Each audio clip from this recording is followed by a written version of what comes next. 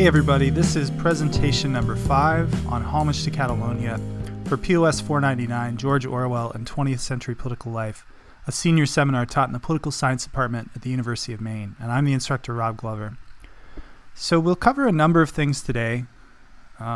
First, we'll talk about Homage to Catalonia, the book, and Orwell's motivations for writing Homage to Catalonia, his own involvement and experience in the Spanish Civil War. We'll talk about Soviet communism, which might not seem immediately linked to the Spanish Civil War if you're not familiar with it, but it's actually really important to understand what was happening in the Soviet Union and what was happening with Stalinism at the time and their influence in the Spanish Civil War. So we have to talk about the Soviet Union and their communist system a little bit. We'll also talk about the internal political dynamics of the Spanish Civil War, which are complex and there's a lot of moving parts and different actors involved, and the eventual purges, the political repression that was launched in the Spanish Civil War. And this is an aspect in which Orwell and his wife were directly affected. The book kind of ends with them running for their life, trying to get out of Spain because they have been targeted for political repression. And then lastly, we'll talk about why this book is important to understanding Orwell and why it's important to understanding the theme of the course, 20th Century Political Life. Okay, so Homage to Catalonia is Orwell's personal account of his travels to Spain to fight in the Spanish Civil War from 1936 to 1937. He arrived in late 1936, would have been December, so almost the end of 1936, and he stayed until the middle of 1937. And he was actually wounded in battle. He was shot in the neck, probably, kind of as a quirky accident. He just happened to be very tall, and they were engaged in trench warfare, and his head stood out over the top of the trench, and he ended up being shot by a sniper through the neck, and was pretty severely injured.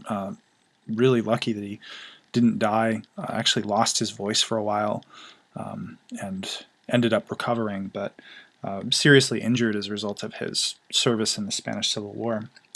So the book itself was published in Europe in 1938, but it wouldn't be published in the United States until 14 years later. It was published in 1952.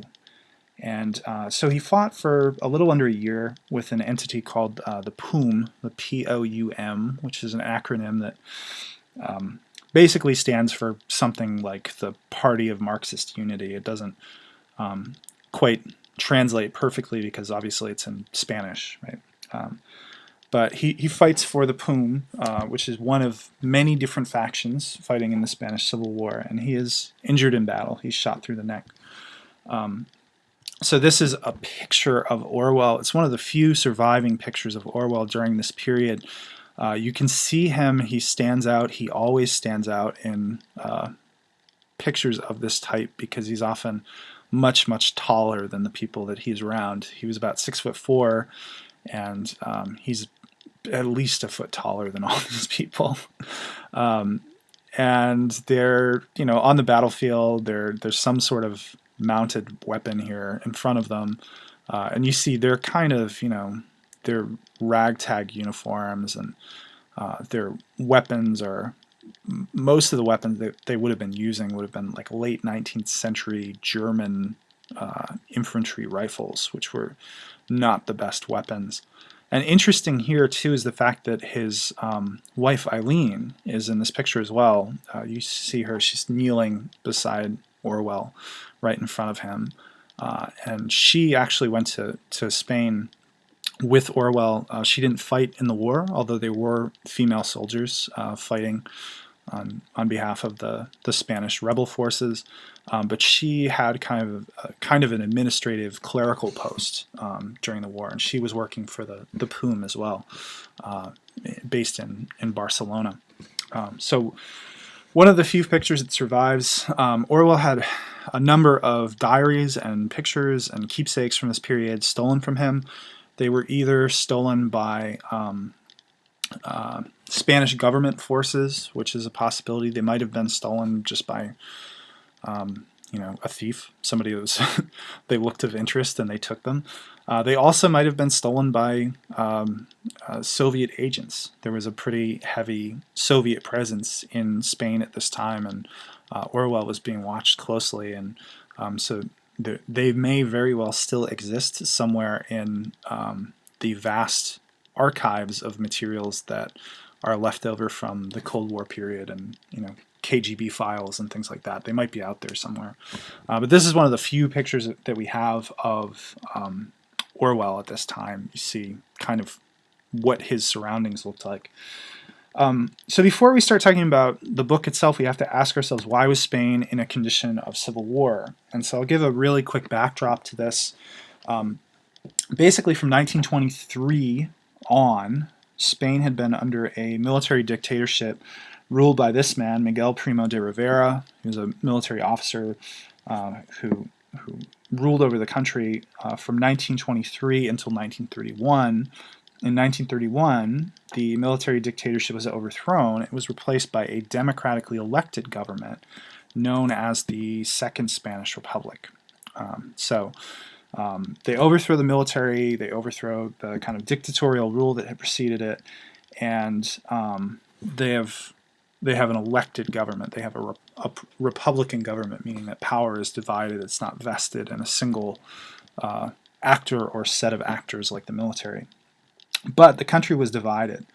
And so here and elsewhere in Europe, we see democratic governments that are volatile, they're divided, they're inefficient, and the country, and really all of Europe, all of the world at this point, was struggling with the economic woes of the Great Depression. So there was a constant threat of overthrow of the democratic regime. And in Spain, specifically, there were powerful forces that wanted to see democracy done away with. So the Catholic Church, large landowners, economic elites, and most importantly, the military really had no tolerance for this new Spanish Republican regime. So in July 1936, there's an attempt to overthrow the Spanish Republic announced by the Spanish military, and they were under the leadership of eventually General Francisco Franco. So this is known as a pronunciamiento, right? It basically translates to pronouncement. It is the military, usually, right, simply saying, we are in organized opposition to the democratically elected government. You see this happen quite a bit.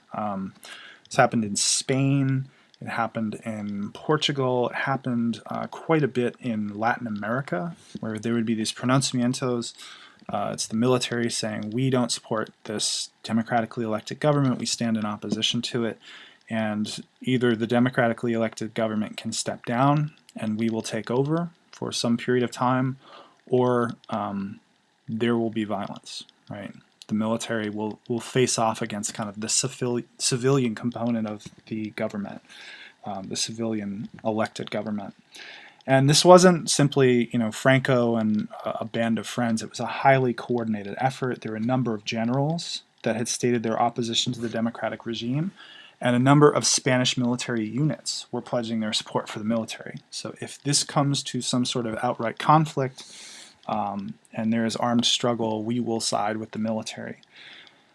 So this basically set in motion the Civil War, which was a prolonged conflict between the nationalists, who would be the military, right?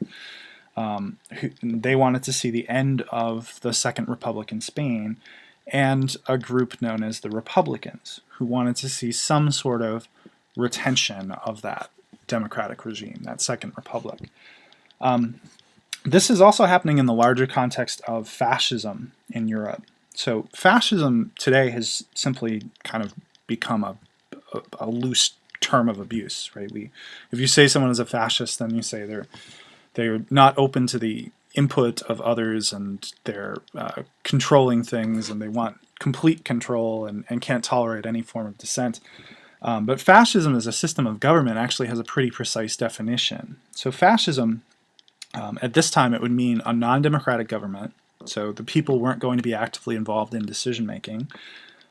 You would have an extremely powerful state that would usually be aligned with business interests. So very, very strong government is going to align itself with corporations and private business, major economic actors. And third, and this is the element which we probably remember fascist governments for, they will crush any element of dissent or disunity. So that could be dissenting political parties, that could be religious and ethnic minorities, that could be labor unions, intellectuals. Any individual that criticizes the regime or criticizes the leadership will be crushed. They'll be put in prison, they'll be put to death, they'll disappear.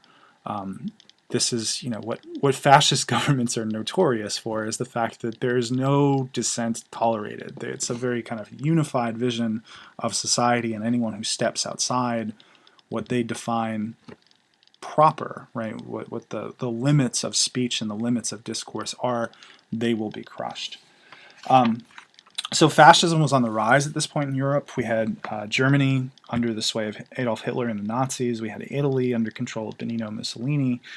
And by this point, it was clear that both of these figures had expansionist aims. So they were going to extend their reach and control territory beyond their borders.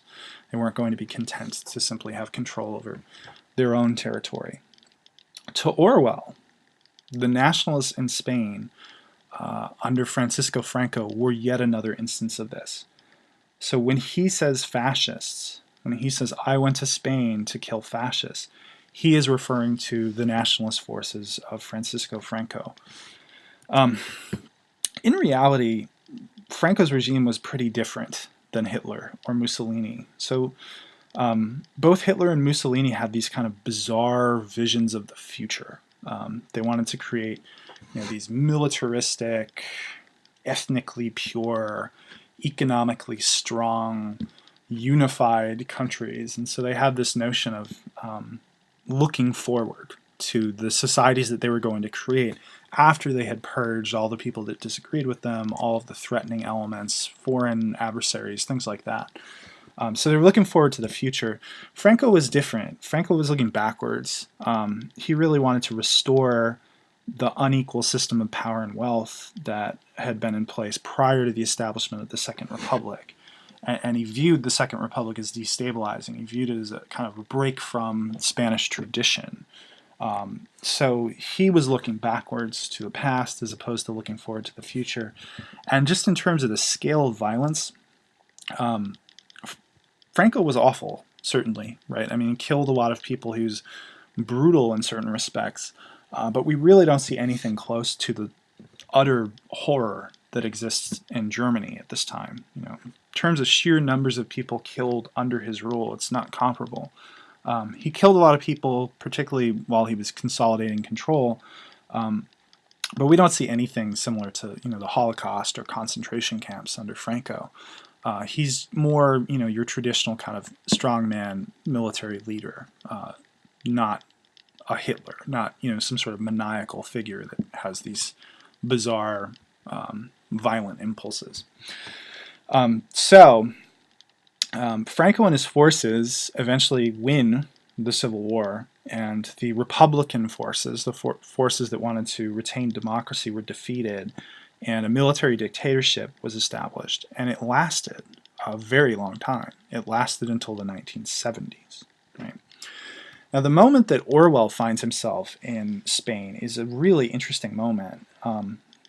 He'd gone to Spain hoping that by writing about the Spanish Civil War, he could generate sympathies among the working class in his own country, Britain. And his brief time in Spain is really a fascinating moment in the overall duration of the Spanish Civil War. He's there at a point in which the outcome is uncertain. So the war is kind of at a stalemate at this point. And there's really unusual things happening in terms of the political views within society. The key actors who rose up to confront Franco, these Republican forces, were socialist in their political orientation. And so they opposed the capitalist system, and they began to dismantle banks. They began to dismantle some of the large landholdings of elites within society. We start to see greater worker control at industrial operations, and they really want to use this moment to institute a classless society. And so society, at least in some places, begins to see this gradual assault on the rigid distinctions associated with class. If you read the first few pages of Homage to Catalonia, he's talking about his arrival in Spain and how he's struck by the fact that those traditional markers of class that he sees in his own society seem to have evaporated. People who are in the service sector, waiters and shopkeepers that would normally be deferent to customers who, are their superior in terms of class, are no longer servile. They're treating each other as equals. Everyone is calling each other comrade instead of Mr. He even says the usted form, right? In Spanish, the usted form is the formal form. You would use that if you didn't know someone very well and you were addressing them, or if you were addressing someone who was a superior, right? Somebody who's your professor or is above you in society, you would use the usted form. They're not using the usted form. It's pretty much dropped out of use. So he sees all of these different things which suggest to him that in terms of class and class relations, Spain is in a moment of fundamental change. And that is in part because of the socialist influence on the Spanish Civil War and the groups that have risen up to confront Franco and the military. There's also tremendous foreign involvement in this war, and so Orwell is seeing that at the moment that he's in Spain. Germany and Italy are both involved. They're supporting Franco and these nationalist, or as Orwell would say, fascist forces. They're supporting them. We also see support from the USSR for the Republicans. The Soviet Union is supporting these pro-democracy Republican forces. And this is the fascinating thing for me, is that there's a tremendous number of individuals from other countries fighting in the Spanish Civil War on behalf of the Republicans, on behalf of the people that are fighting to retain democracy. A total of 32,000 individuals who are not Spanish nationals. They're from other places in Europe, the United States, they're from all over. But they're fighting for the Republicans in a civil war that is not their own country. There were roughly 2,800 Americans that fought in the Spanish Civil War. They were part of a wing of forces, a set of militias called the Abraham Lincoln Brigade. So this war has kind of worldwide involvement. It's not anything... it's not a concerted effort. It's not like the United States sent a certain number of troops out of its own military. The United States and the UK actually remained neutral during the Spanish Civil War. They didn't actively intervene, but 2,800 individual Americans thought that this was a worthy enough cause to go to Spain and to risk their lives to fight for the Spanish Republican cause, to ensure that the military wouldn't take over and institute a dictatorship, which is really remarkable. And Orwell is obviously an example of one of those foreign individuals that goes to fight in the Spanish Civil War. So, the time at which Orwell, this is the last point that's really interesting about the time in which Orwell's there. The time in which Orwell is in Spain is also one in which the Republican forces that are fighting Franco begin to kind of devour each other. So what Orwell realizes, he doesn't know this before he goes in, he realizes this once he's there, is there's not a single Republican cause. What you have is an array of different groups. They're fighting under a very loose umbrella, and they have their own internal conflicts, their own internal divisions, and eventually this will lead to internal purges, violence. Those groups just begin to kind of consume each other. So we'll talk about those in just a second, but in order to understand why they emerged, we have to first talk about the Soviet Union, its emergence, what it had become by the time this war, the Spanish Civil War, was taking place in the mid to late 1930s. So, it may sound strange, but in order to really understand the internal dynamics of the Spanish Civil War in the 1930s, you have to understand the emergence and the evolution of the USSR, the Soviet Union. And this is because they played an active role in the Spanish Civil War. And so the split and the eventual violence that happened between the forces fighting Franco, between those Republican forces, basically happened at the command of the Soviet Union. So, the USSR, so think of the time period now. This is 1936, 1937. The Russian Revolution, which had led to the creation of the Soviet Union, had only happened in 1917. It began, and then it kind of the Soviet Union was consolidated by 1922. So we're talking about a Soviet Union that's in its infancy, right? It's not, if we think of the Soviet Union later with like Ronald Reagan or Nixon, that's a country that's been in place for a much longer time. But at this point, the Soviet Union was new, and it was kind of establishing itself and consolidating itself.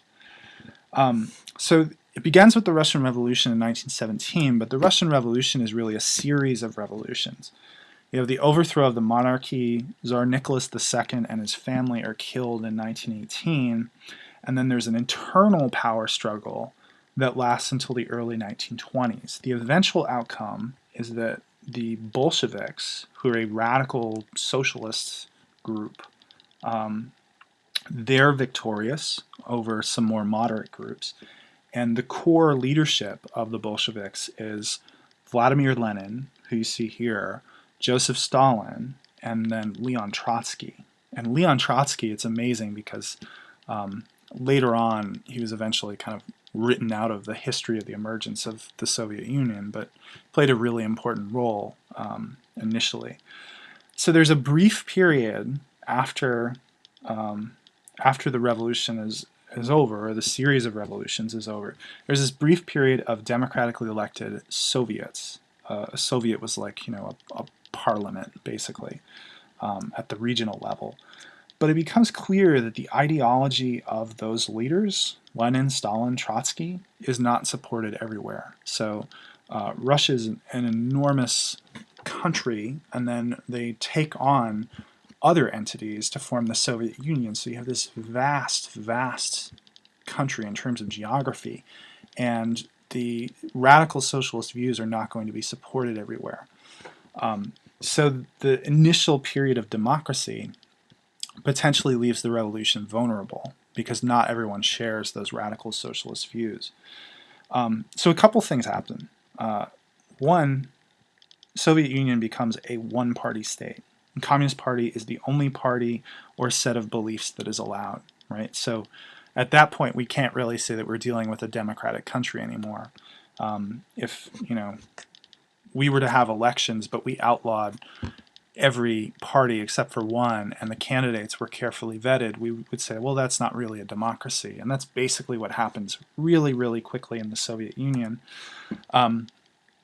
Oops, didn't want to go to that just yet. But then what also happens is that Russia absorbs some nearby territory, so it becomes more than simply Russia. It takes on what is today Belarus, which you see here, what is today Ukraine, which you see here, and then these countries right here, which are Georgia, Armenia, and Azerbaijan. Eventually all of this will become part of the Soviet Union, but the initial expansion is into Belarus, Ukraine, Georgia, Azerbaijan, and Armenia. So those become part of the Soviet Union. So they expand in terms of territory, and they also become much more restrictive in terms of ideology and the political beliefs that are allowed. So we're starting to see the Soviet Union become what it will eventually become. In 1924, Vladimir Lenin dies. And what happens as a result is a power struggle, which eventually leads to Joseph Stalin becoming the unrivaled leader. And he sets in motion a series of steps to make the Soviet Union an even more authoritarian state. So we see what's called collectivization during this period, basically seizure of land, seizure of assets. At this point, a lot of it was agricultural land, and so they were seizing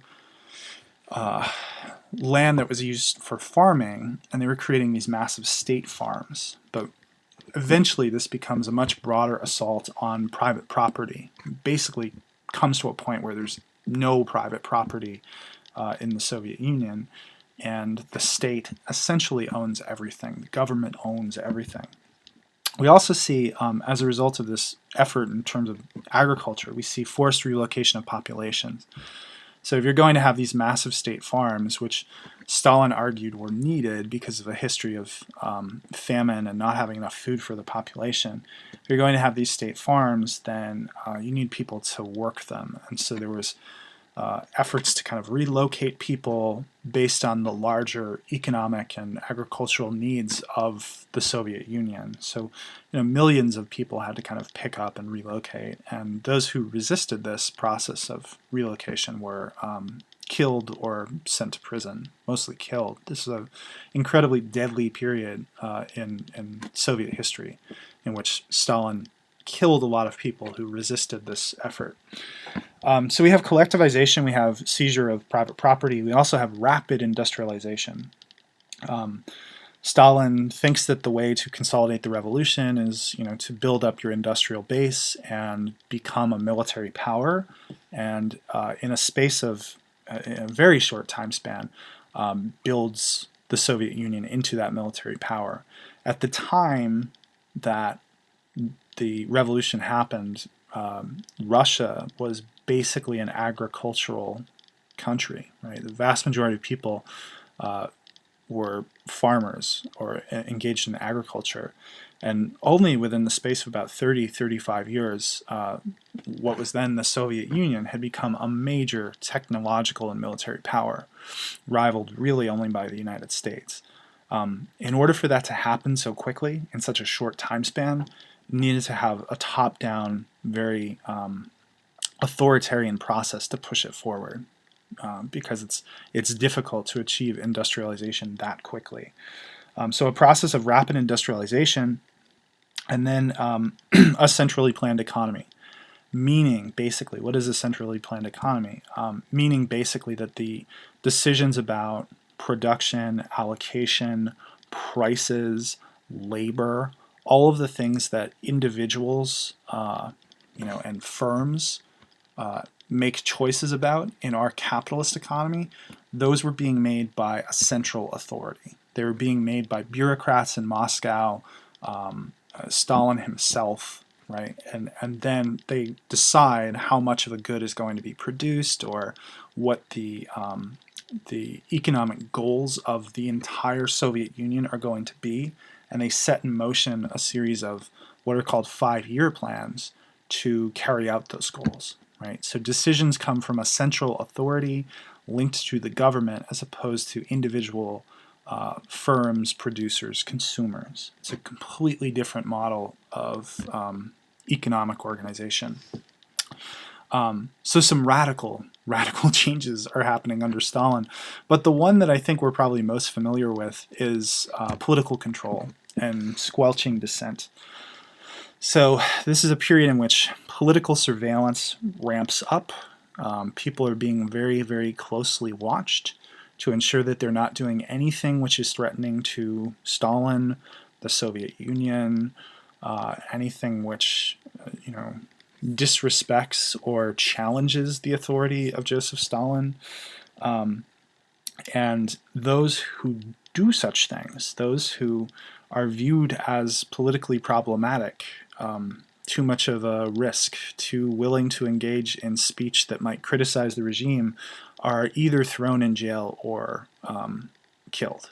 Right? So this is, again, it's a period of political persecution. It's not a particularly happy period in the Soviet Union's history, and lots of people are going to die. And Stalin is kind of establishing his rule. Also during this period, and this is where the Spanish connection comes in, we see attempts to export the revolution.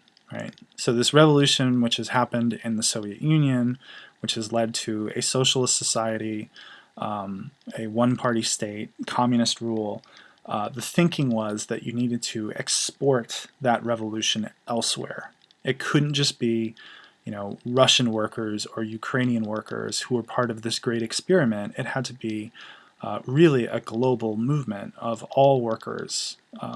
And so there were conscious attempts to take the model of upheaval and revolution and communism, Soviet-style communism, and put it in place in other countries. So at this point, the Soviet Union began to get very involved in the domestic politics of other countries.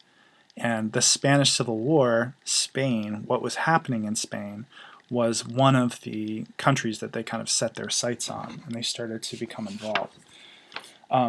But the key thing about this point, and the key thing to remember, is there's absolutely no tolerance for political dissent within the Soviet Union. So socialism can take many different forms. Orwell himself was a socialist, but he thought that the USSR was vile. He thought that you could have a socialist society that didn't need to be this. It didn't need to be tightly controlled, no dissent allowed. He valued free speech, as you know. He valued democracy. He valued dissent. So he was what we call a democratic socialist.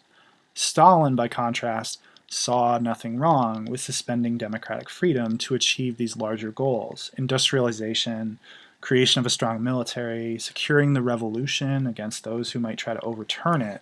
So that Soviet-style communism refers to a more authoritarian, a more top-down form of rule.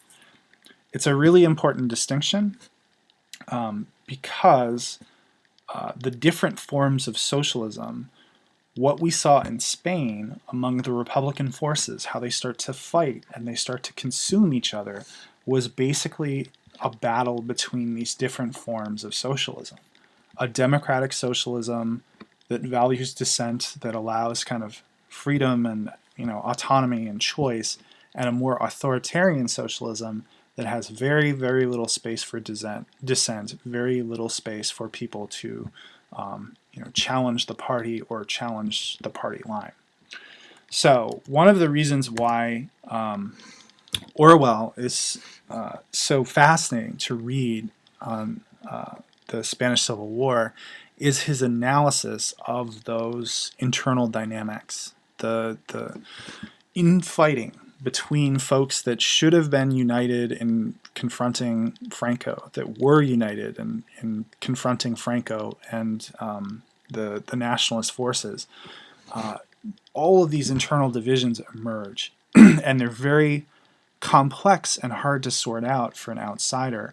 And one of the things that Orwell tries to do in this book is say, look, here are the different internal dynamics, and here's why there was this division among folks that shared the same basic cause, the same basic goal, which was to defeat Francisco Franco and the nationalist forces. Interestingly enough, this is kind of a side, but Orwell, in subsequent editions of Homage to Catalonia, fought really hard to have those chapters removed. He warns his reader. If you're familiar, there's 2 or 3 chapters in Homage to Catalonia where he really delves into the politics and the infighting, and he warns his reader, says, if this is not something you're interested in, then just skip over this chapter, because all I'm going to be doing is laying out the internal dynamics of the forces fighting amongst themselves. And so if that sounds uninteresting or you don't care about that, then skip over this chapter. But he actually fought to have those chapters removed altogether. He had said that those chapters should just simply be pulled out, removed from the text, and it should stick to a story of his own experiences fighting in the Spanish Civil War. And that was done in some editions. There's a French edition where all of those chapters about the political infighting just don't show up. So I've always found that kind of interesting, because I think those chapters are, it's not him running around on a battlefield, but they're really fascinating. It's really fascinating to see how so many different groups sharing the same basic cause ultimately succumbed to infighting and started to behave violently towards one another, right?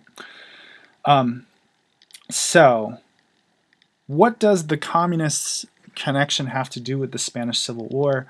Well, basically, the key political views among the Republicans, among the folks that were fighting Francisco Franco, were socialist views. So these are groups that they think that addressing the needs of the working class is essential. They view the land distribution, the amount of land that is held, the size of the holdings, and the inequality in the holdings, and also the inequality that exists in terms of wealth in Spain at that time. They view that as an injustice. They view that as something which ought to be rectified. So this is so unequal. There are people that have so much, and then a vast majority which have, virtually nothing, that this is something which should be rectified. This is something which the government should step in, confiscate land, confiscate wealth, and redistribute it. They also think that more entities ought to be owned by the people, right?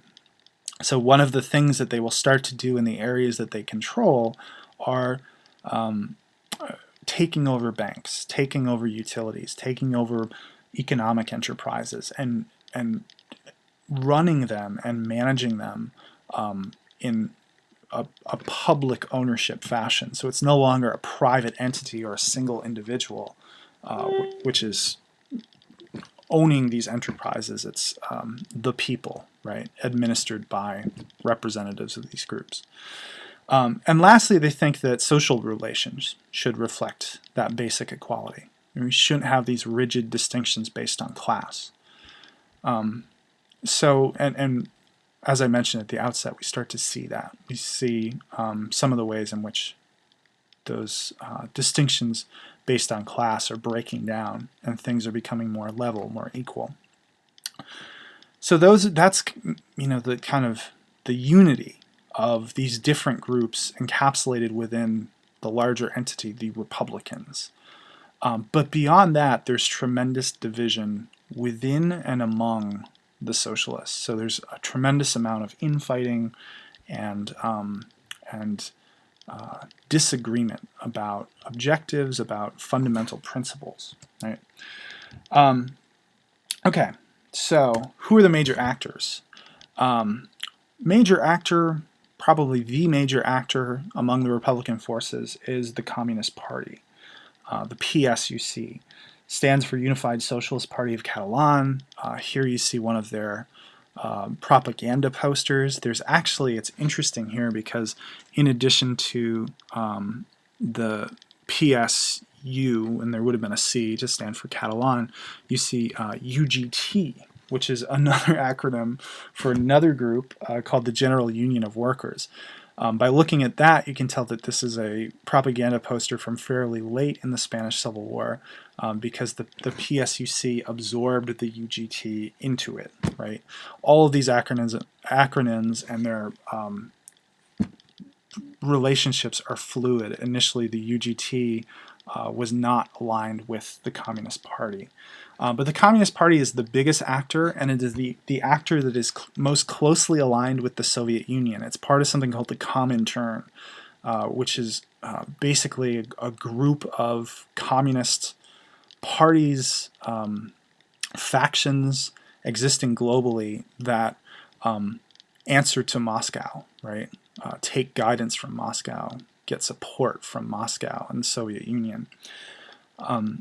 So this is the biggest group and probably the most powerful group, and the group that will eventually kind of roll over some of the other factions within the Republican wing, that broad umbrella. So the PSUC is the first division that we could talk about within that broader umbrella. There's also Orwell's group, the POUM, which stood for Party of Marxist Unification. These are democratic socialists, right? The folks that were part of the POUM believed that, yeah, you adhere to those basic goals of equality and redistributing wealth, but you do so in a democratic fashion. And Orwell ended up with them quite by accident, right? He was affiliated with something called the International Labor Party and wanted to go fight in the Spanish Civil War, and the POUM happened to have a relationship with the International Labor Party, the ILP, And so he ended up in the POUM quite by accident, and ended up fighting in a militia associated with the POUM, operating out of the Lenin barracks in Spain. But they were democratic socialists. They were, did not necessarily support the Stalinist vision, and viewed both the war and the accompanying social revolution as something that should happen alongside one another, as opposed to in stages, which was what the Communist Party believed, is that we would first win the war and then undertake this process of social and economic reforms. So we have the PSUC, Communist Party, and then the POUM, of which Orwell was part. Then you have some anarchists. And the key group among the anarchists was the CNT, but there were others, the FAI, the AIT, right? The anarchists basically believed that not, anarchism is in terms of like chaos. Sometimes we'll say something is anarchy, and we mean it's chaotic.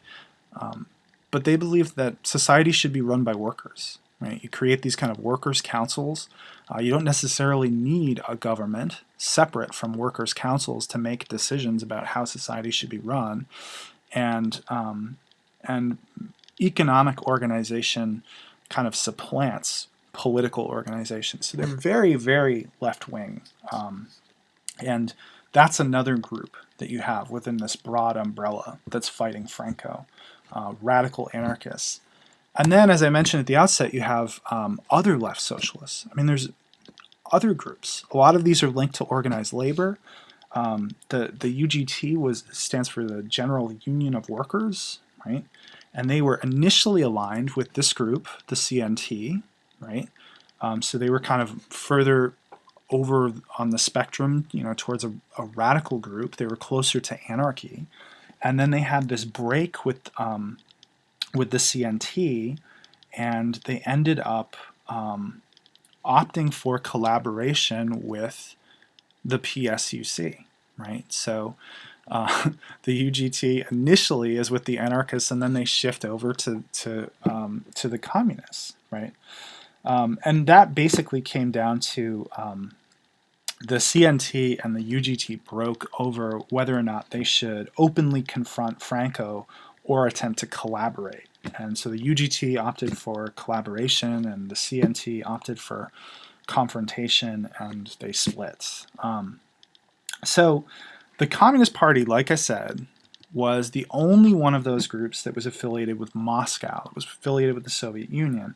And Moscow had sent agents to Spain shortly before Orwell's arrival, a guy named Alexander Orlovsky, who was working for the Soviet Union. And he basically said that he was either going to liquidate or absorb these rival factions. They wanted the Communist Party to be the sole faction that was fighting Franco in the Spanish Civil War. They wanted the PSUC to be the only game in town. And these rival factions either had to be absorbed into the PSUC, or if that couldn't be done, if they wouldn't accept the PSUC as kind of the overarching leadership, then they would be liquidated. Those were the words that Orlovsky used, the Russian agent used. The claim was that the Communist Party wanted to defeat Franco's forces first, and then set about the types of reforms that would come after the revolution. Right? So the PSUC was claiming that, okay, we win the war and then we win the revolution. Beat the military and then start to think about the social and the economic reforms in order to make socialism possible. And Orwell basically dismisses that. If you read on page 67, he basically thinks that the communists really didn't want the upheaval associated with the revolution to ever happen. They didn't want the power structure to fundamentally change. They wanted the power structure that would give them the most power to direct and control whatever would happen in Spain after the Civil War was over. That's his thinking. That's his interpretation. It's not shared by everyone, but it's not a wildly, implausible suggestion of what was happening in Spain. Those that were opposed to the communists. So the POUM, the CNT, the UGT, at least initially, they viewed those efforts as one and the same. They were a little bit more radical. They said, no, you fight the war against Franco and his forces, but you simultaneously deal with the issues of inequality, the issues of redistribution of wealth. They start to initiate land seizures. They collectivize key industries and economic enterprises, and they basically attempt to rid society of the hierarchy and division associated with class, right? So what they're doing is a little bit more extreme. They're not simply trying to defeat Franco. They're also trying to engineer this process of social revolution. Eventually, it reaches a point where the conflict between the PSUC and these rival factions is really seen as inevitable, and the PSUC starts to clamp down on these organizations that disagree with it in ways that start to look more and more like Soviet-style communism under Stalin. So the PSUC can't tolerate dissent. They start to engage in surveillance. They're spying. They start to imprison dissenters. They're putting people to death for going against them. The PSUC even starts to kind of rewrite the history of the Spanish Civil War as it's happening. So there's a propaganda poster. I couldn't find a very good picture of it, but you see it here. They basically accuse the POUM and some of these other groups that were not aligned with them as actually being employed by Franco and the fascists. Right? They're saying that these groups claim to be fighting on behalf of, the Spanish Republicans against Franco, against fascism, but they're tools that are being used by the fascists to divide the anti-Franco forces. Right? It's a totally outlandish claim. At the same time that they were making these claims, Orwell was risking his life. This would have been about the time that he got shot through the neck and almost died. But there's no support for it. POUM simply disagrees with the communists. There's no evidence of open collaboration with the fascists. But they use this as a justification for rounding up some of these other groups. The PSUC, the Communist Party, uses this as justification in particular for rounding up the POUM and the CNT and putting them in prison. And Orwell, because he's been fighting with the POUM, is in danger because of that. So his wife and he barely escape these purges. So while Orwell goes to fight against Franco and those he viewed as fascists, he ends up writing about the internal dynamics of the Republican movement, basically ripping itself apart. And what he's really struck by is how communism, something that purports to free workers, can turn into an oppressive force that's aimed at squelching dissent through violence and propaganda and just lies, sheer lies, right? That's what he's really, really struck by and disturbed by. So those internal political dynamics, they get complicated, and that was probably the reason that Orwell wanted to, just cut them out of the book, but they're really important and kind of interesting, and it will shape his later thought and his later writing. So, to close, so this is what we just talked about. So eventually the communists aim to absorb or liquidate those factions, and this is their favored strategy, is postponing that social or economic revolution. So to close, why is this book important in understanding Orwell? A couple of different reasons. I mean, first we could say that Orwell believed enough in the cause of defeating fascism to risk his life for it, right? He was willing to go fight in a war and nearly died because he thought that he was, fighting fascism. So just the fact that he held that view strongly enough to risk his life makes it worth reading, right? If we're concerned about Orwell and knowing more about Orwell. It would also solidify his views as a democratic socialist. He had a sense now that socialism could either be something which would liberate the working class, or it would lock them into basically an undemocratic hell that would make their lives even worse. And so he wanted to articulate and support a form of socialism that would do the former and not the latter. And he didn't believe, and he would never believe, that you needed to suspend democratic ideals to achieve economic or social justice. That just wasn't Orwell's belief. But he encountered a lot of people during this time that seemed to be doing just that. Also, this experience has Orwell, by the end of the war, by the end of this communist campaign to discredit the POUM and the CNT and these other forces, it has him seriously grappling with the question of whether or not truth can survive in these sorts of settings. Orwell is looking at the world around him, and he's basically wondering whether that idea of an objective, knowable truth is disappearing, and that scares him more than war, more than violence. There's an essay that Orwell wrote shortly after this called Looking Back on the Spanish Civil War, and he talks about this. I'll just read from it briefly, read from the passage in which he talks about his concern for truth. He says, "I know it is a fashion to say that most of the recorded history is lies anyway. I'm willing to believe that history is for the most part inaccurate and biased, and what is peculiar to our own age is the abandonment of the idea. But what is peculiar to our own age is the abandonment of the idea that history could be truthfully written. In the past, people deliberately lied, or they unconsciously colored what they wrote, or they struggled after the truth, well knowing that they must make many mistakes. But in each case, they believed that the facts existed and were more or less discoverable. And in practice, there's always been a considerable body of fact which would have been agreed to by almost everyone. If you look up history of the last war, for instance, in the Encyclopedia Britannica, you'll find that a respectable amount of material is drawn from German sources. A British and a German historian would disagree deeply on many things, even on fundamentals, but there would still be a body, as it were, of neutral fact on which neither could seriously challenge the other.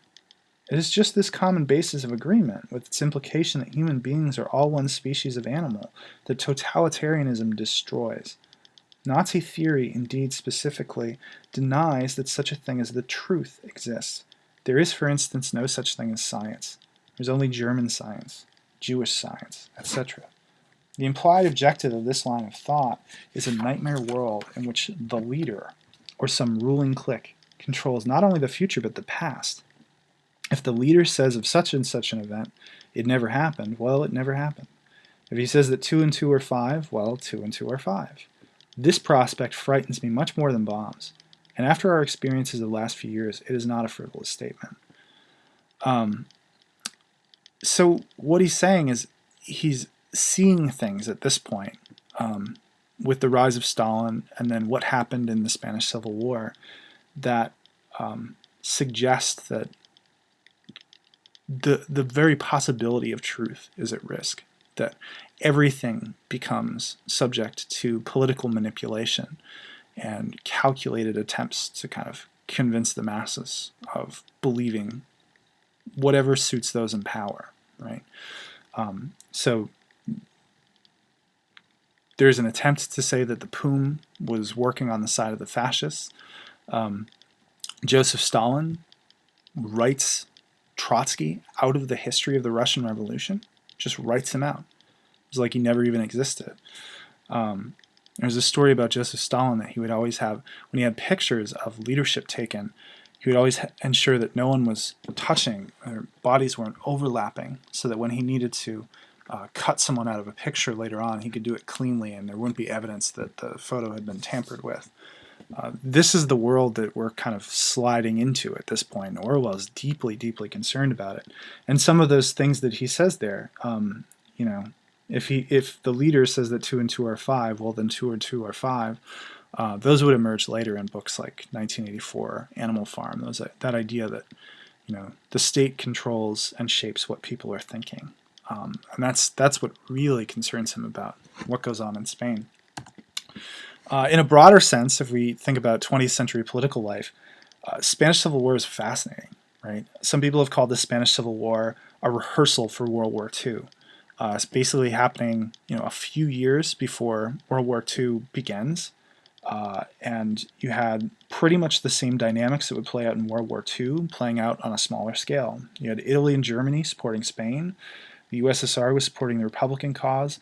The US and the UK stayed largely out of it, which was unique, but it basically sets the stage in important ways for World War II, which is probably the most significant significant political event of the 20th century.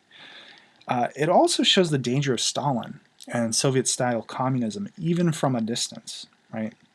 Purges, censorship, rewriting history, using their military power to engineer political outcomes in other countries, not just in the Soviet Union, but in other countries. After World War II, the Cold War would see this type of activity proliferate and just expand it. And so the US would engage in counteractivity that really did pretty much the same thing. And it's a dark chapter in human history, and Orwell is one of the first to see it coming. This would have been at a time when the jury was still out on Stalin.